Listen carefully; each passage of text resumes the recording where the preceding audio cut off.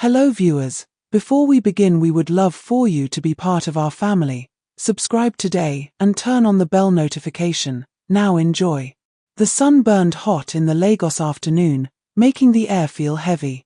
Cars honked, traders shouted, and the smell of roasted corn mixed with exhaust fumes. Darasimi balanced a tray of oranges on her head, moving between cars, hoping for customers. Business had been slow, and her feet ached from standing all day. She wiped sweat from her forehead, sighing. Then, a sleek black car pulled up nearby. The driver's door opened, and a man stepped out. He looked important. Expensive suit, polished shoes. Darasimi's eyes followed him as he walked toward a small shop. Before he reached the entrance, his steps wobbled. His hand clutched his chest.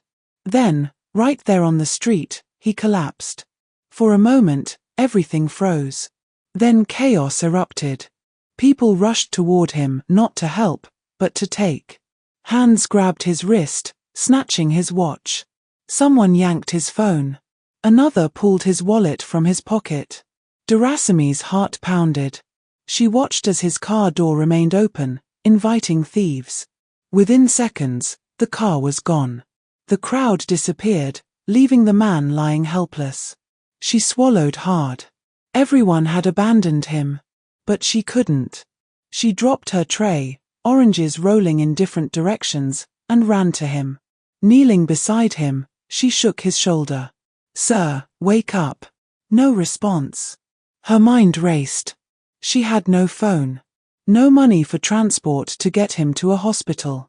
But she couldn't leave him like this. Taking a deep breath, she grabbed his arm and tried to lift him. He was too heavy. Tears filled her eyes. "Somebody help me, please." People walked past as if they couldn't see her. Darasimi felt frustration rise in her chest. Fine. If no one would help, she would do it herself. She pulled his arm over her shoulder and, with all the strength in her small frame, began dragging him toward safety. Darasimi's muscles burned as she struggled to drag the unconscious man toward the shade of a nearby shop. Sweat trickled down her face, her breath coming in sharp gasps. People stared but didn't offer help. Some whispered, others shook their heads and walked away. Her heart pounded with frustration. "Why is everyone like this?" she muttered under her breath. But she couldn't stop now. The man's breathing was shallow, and his face looked pale. She had to do something fast. She glanced around, searching for any familiar face. Then, she spotted Aya Rizai, the woman who sold fried yam by the roadside. "Aya Rizai, please help me," she begged, her voice breaking. "This man collapsed, and nobody will help me carry him." Aya Rizai hesitated, wiping her hands on her apron. "Darasimi, this one no concern you owe. UWN put yourself for trouble." Tears stung Darasimi's eyes, but she refused to give up. "Please, I can't leave him like this. He needs help." The older woman sighed and finally nodded. "Oya, let's carry him to my stall first." Together, they lifted the man and half-carried, half-dragged him to the wooden bench beside Aya Rizai's stall. Darasimi fanned his face with her scarf while Aya Rizai sprinkled some water on his forehead. "Maybe we should take him to the hospital," Darasimi said, glancing at his still form. "He doesn't look good." Aya Rizai clucked her tongue. "Hospital? You get money for that." Darasimi bit her lip. She didn't have money, but she couldn't just sit and do nothing. She rummaged through the man's pockets, hoping to find an ID, a clue to his identity, anything. Her fingers touched something. A small card. She pulled it out and read the name. Her eyes widened in shock. She had just saved one of the richest men in Lagos. Darasimi stared at the name on the card, her hands trembling. She had seen this name before, in newspapers, on billboards. She looked down at the man lying unconscious on the bench. How could someone so powerful end up like this, robbed and helpless on the street? Aya Rizai peered over her shoulder. "Who be this?" Darasimi swallowed hard. "His name is Femi Johnson." Aya Rizai's eyes widened. "You mean that big man, The one with plenty businesses? Darasimi nodded. Yes. For the first time, concern flickered across Aya Rizai's face. This one serious oh. The man groaned softly, his eyelids fluttering. Darasimi leaned closer. Sir, can you hear me? He tried to speak but only managed a weak sound. His fingers twitched, and Darasimi felt a surge of relief. At least he was alive. We need to take him to a hospital, she said firmly. Aya Rizai sighed. You still never tell me how you go pay. Darasimi looked around, desperate. Then an idea struck her. What if we take him to his company? Somebody there will recognize him. Aya Rizai hesitated, then nodded. That one makes sense. With effort, they managed to flag down an old taxi. The driver eyed them suspiciously. Where you they go? Darasimi took a deep breath. To Johnson Holdings. We need to take this man there. The driver's eyebrows shot up. Johnson Holdings? NA joke? No, we're serious. His Mr. Femi Johnson. The driver's eyes widened as he looked at the unconscious man. Recognition dawned on his face. Ah, NA true oh. He unlocked the car doors quickly. Oya, carry a mentor. We no fit waste time. Darasimi and Aya Rizai struggled to lift him into the back seat. As the taxi sped off toward Victoria Island, Darasimi's heart pounded. She had no idea what would happen next, but she knew one thing, her life was about to change forever. Darasimi stared at the name on the card, her heart hammering in her chest. She had heard of him before. His face was always in the news, a billionaire businessman with companies across Nigeria. And now, he was lying unconscious on a wooden bench, looking nothing like the powerful man she had seen on TV. Aya Rizai peered over her shoulder. Ah, this is that rich man oh. The one that owns big companies. Darasimi swallowed hard. Yes, but what do we do now? Aya Rizai scratched her head. This one pass me. But if we carry him go hospital, at least dem fit call him people. Darasimi nodded. She turned to a young boy hanging around the stall. Femi, Abeg help us find bike man we fit carry him go hospital. Femi ran off while Darasimi turned back to the unconscious man. His breathing was still slow, his face too pale. Minutes later, Femi returned, dragging a reluctant bike rider behind him. The man frowned. I know they carry sick person oh. If anything happened to for my bike, na warala. Darasimi's hands trembled with frustration. Please, help us. He needs a hospital. The bike rider sighed and finally agreed. With effort, they lifted the billionaire onto the bike. Darasimi climbed on behind him, holding him steady as the bike roared to life. As they sped off, Darasimi sent a silent prayer into the wind. She had no idea what would happen next, but one thing was clear, her life was about to change forever. The bike weaved through the chaotic Lagos traffic, narrowly avoiding potholes and impatient drivers. Darasimi held tightly onto the unconscious man, her heart racing with every sharp turn. She had never been to a big hospital before, and now she was about to walk into one carrying a billionaire she barely knew. When they finally arrived at the hospital, Darasimi jumped off the bike and waved frantically at the security guards. Help! He needs a doctor, she cried. At first, the guards hesitated, eyeing her dusty clothes and tray of scattered oranges.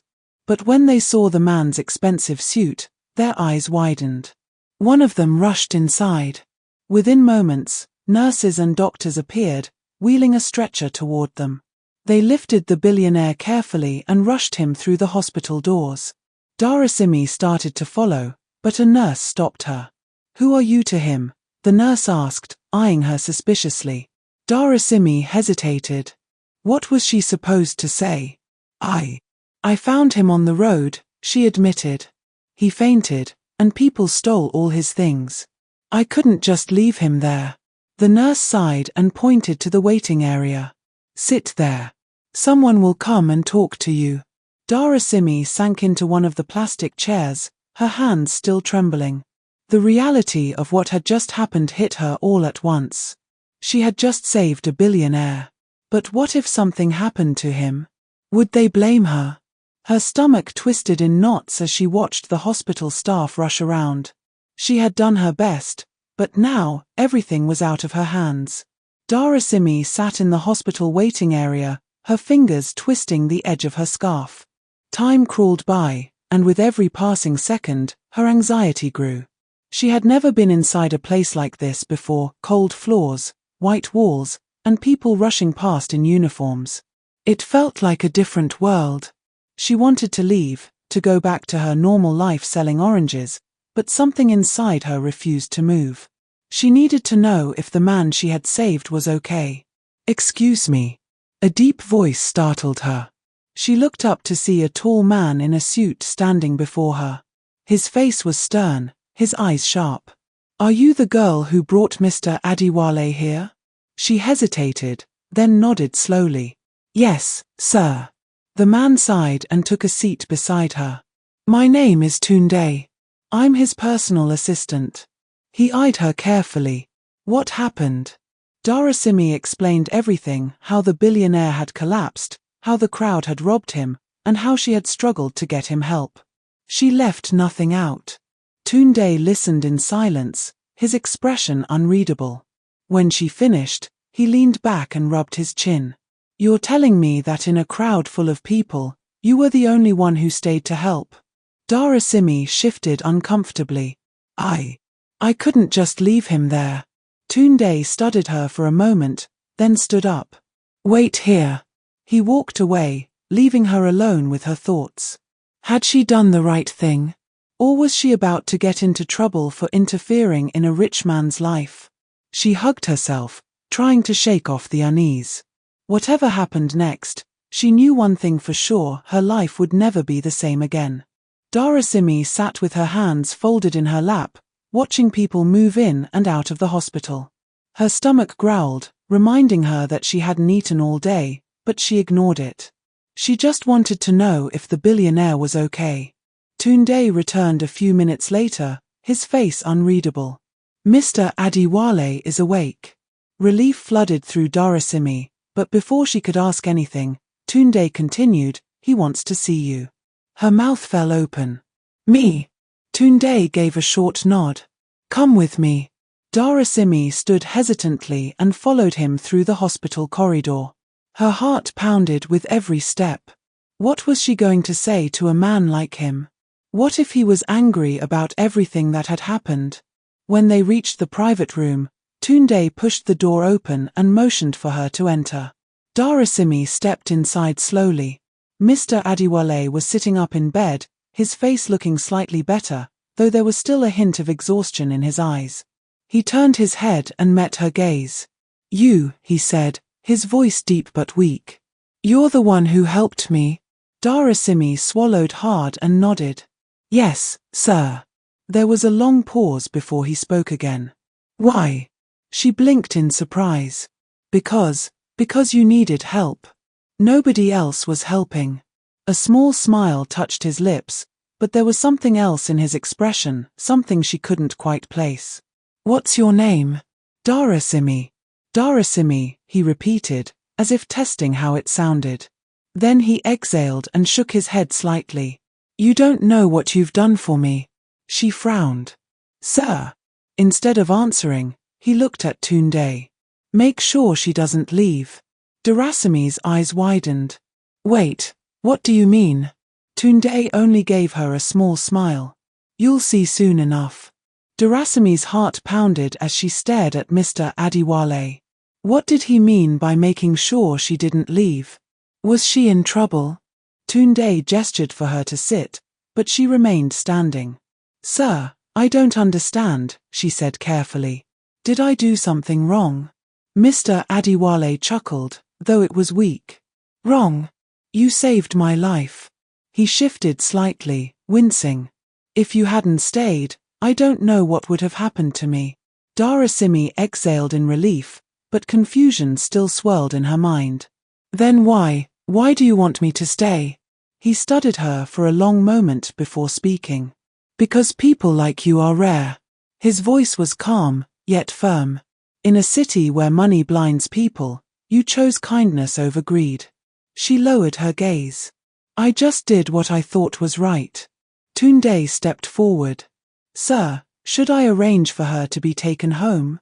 Mr. Adiwale shook his head. No. First, she must eat. Durasimi's eyes widened in shock.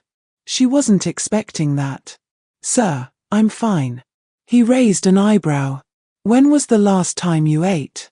She hesitated. Truthfully, she couldn't remember. Between selling oranges all morning and running around trying to help him, food had been the last thing on her mind. I knew it, he said, signaling to Tunde. Get her food. Tunde nodded and left the room, leaving Darasimi alone with the billionaire again. She felt uncomfortable standing in such a fancy hospital room, surrounded by expensive machines and furniture. She didn't belong here. Mr. Adiwale watched her closely. You think this is strange, don't you?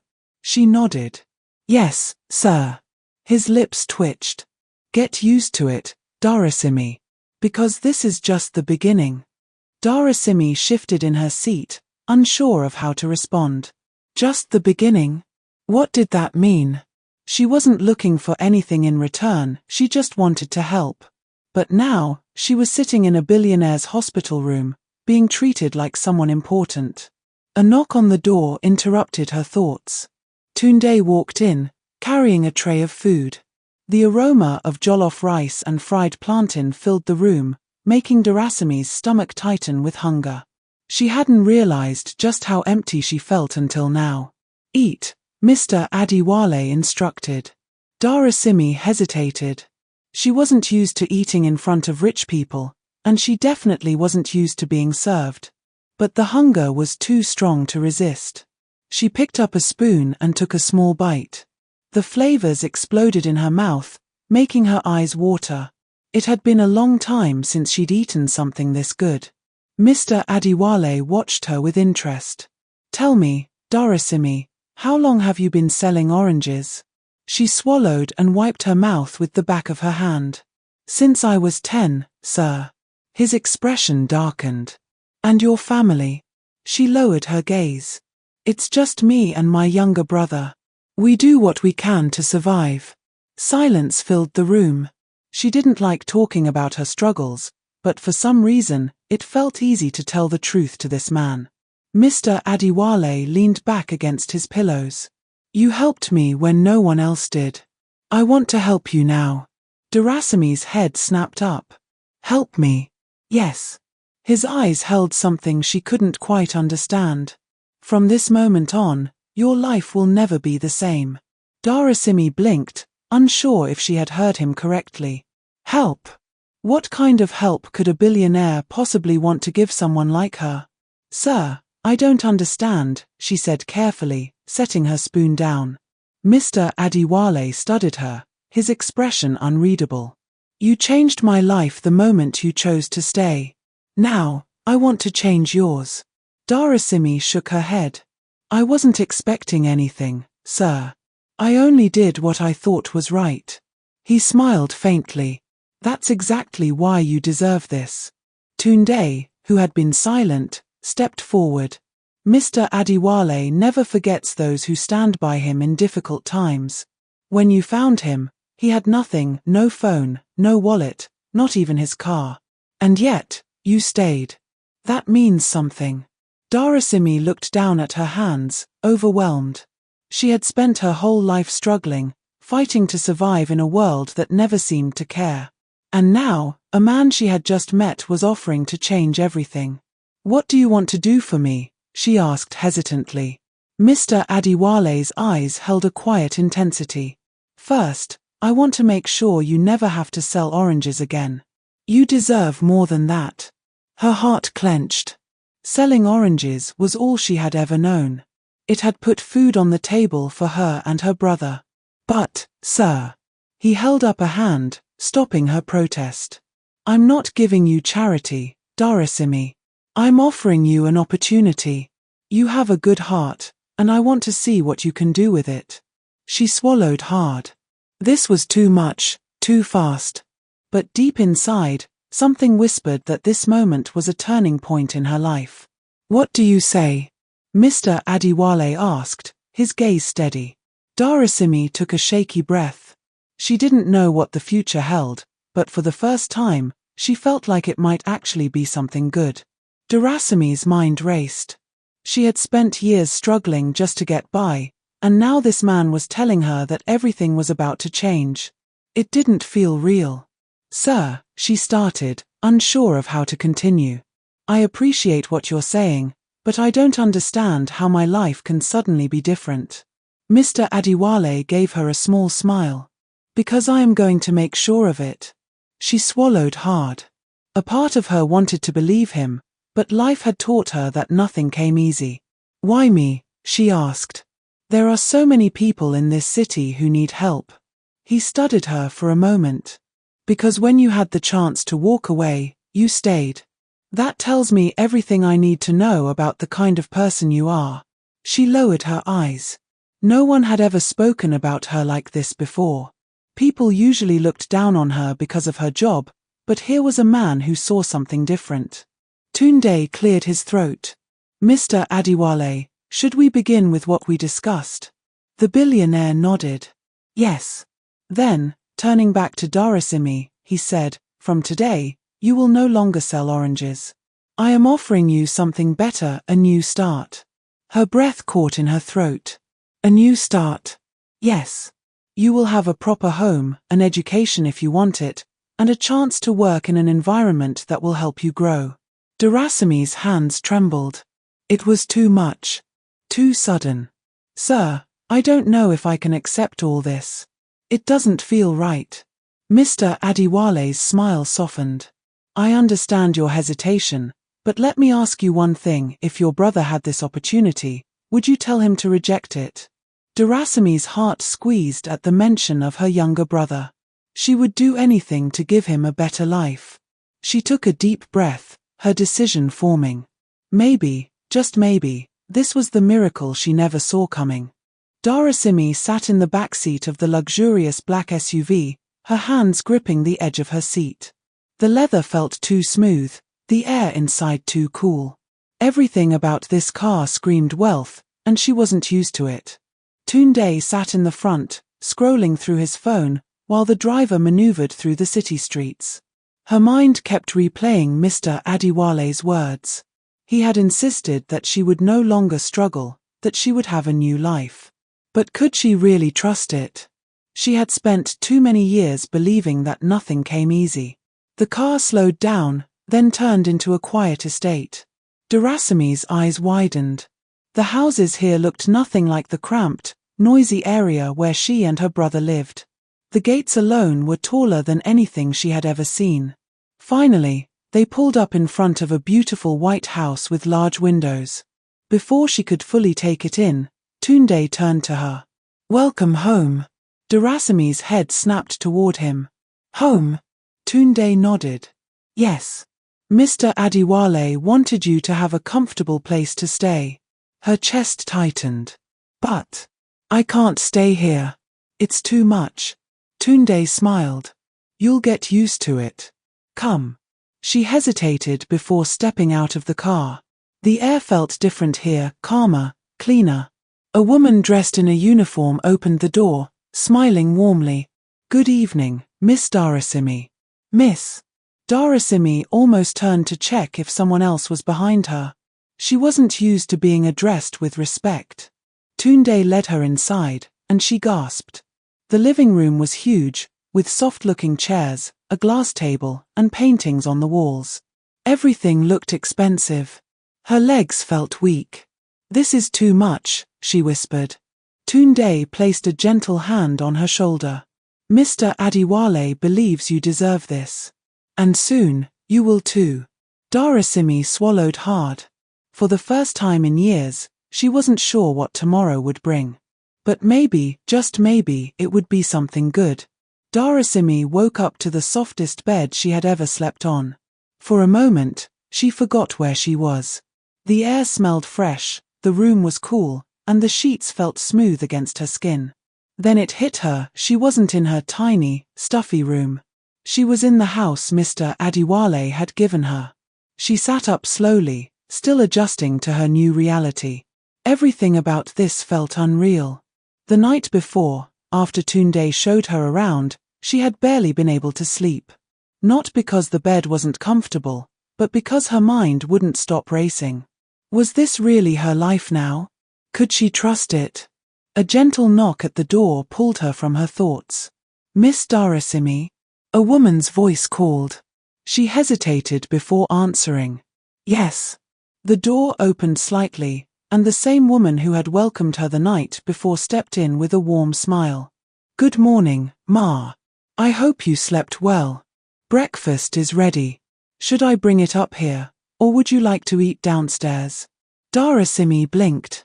Someone was asking her how she wanted to eat. She was used to waking up and rushing to the streets, sometimes skipping meals just to make enough money. Now, she had a choice. I'll come downstairs," she said quickly, feeling awkward about the idea of being served in bed. "Very well, Ma." The woman nodded and left. Darasimi sat still for a moment before finally getting out of bed. She freshened up and stepped out of the room, her heart pounding slightly as she made her way downstairs. The dining room was something out of a movie. A long table, polished to perfection, with a variety of steaming dishes neatly arranged. Mr. Adewale sat at the far end, dressed in a simple yet expensive-looking outfit.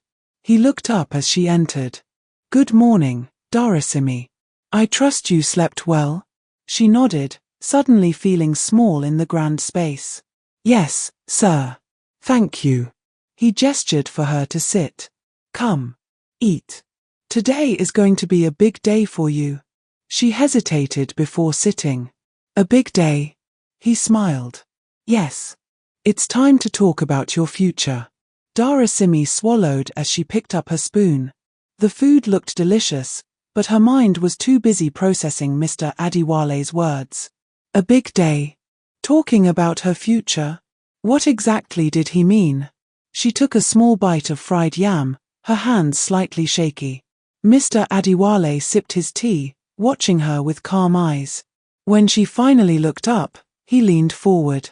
"Tell me, Darasimi, if you could do anything at all, what would it be?" She blinked. "Sir, I mean it. If you had the opportunity to learn, to grow, to build something for yourself, what would you do?" Darasimi hesitated. No one had ever asked her that before. Her whole life had been about survival, not dreams. She had never allowed herself to think beyond the next meal, the next sale. I don't know," she admitted quietly. Mr. Adewale smiled knowingly. "That's understandable. You've spent years fighting to survive. But now, I want you to start thinking differently." She shifted in her seat. "Sir, I appreciate everything you're doing for me, but what if I'm not meant for this kind of life? What if I don't belong here?" His expression turned serious. "Darasimi, do you know the difference between rich people and poor people?" She shook her head. "Opportunity. That's all. You're smart, hardworking, and kind. The only thing you've lacked is the right opportunity. But now, you have one. And I want you to take it." Her heart pounded. It was scary, the idea of stepping into a new world. But deep inside, a tiny spark of hope flickered. I want to learn," she said finally. "I want to do more. Be more." Mr. Adewale's face lit up. "Good. That's all I needed to hear. Your new journey starts today." Darasimi followed Mr. Adewale and Tunde into a sleek office space inside the house. It was nothing like the small, crowded shops she was used to seeing. The furniture was polished, the air smelled of coffee and fresh paper, and the walls were lined with books and awards. It was a place of power. Mr. Adewale gestured for her to sit across from him. "We are going to take this step by step. I don't expect you to know everything immediately, but I want you to have options." Darasimi nodded slowly, still overwhelmed by everything. "What kind of options?" He leaned forward. I want you to think about what interests you. Business, fashion, technology, anything at all. Whatever you choose, I will make sure you get the best training. She bit her lip. But sir, I don't have any skills. I've only ever sold oranges. Tunde chuckled. And that's not easy. You negotiated with customers, managed your little business, and survived in tough conditions. Those are skills too. She never thought of it that way. To her, selling oranges was just survival, not something valuable.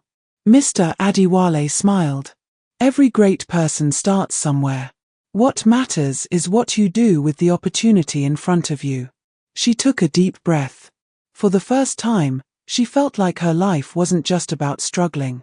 There was a possibility of something more. I want to learn about business, she said, surprising even herself. Mr. Adiwale nodded approvingly. Good choice. We'll start immediately. Tunde will help guide you. You'll take lessons, read, and even visit some of my companies. You'll learn how everything works. Darasimi's hands trembled slightly. It was a world she had never imagined being part of, but now it was opening up right in front of her. Are you ready? Mr. Adiwale asked. She took a deep breath and met his gaze. Yes. I'm ready. What will Darasimi face? What will happen next? Tell us where you're watching from and drop your comments in the comment section if you want a part 2.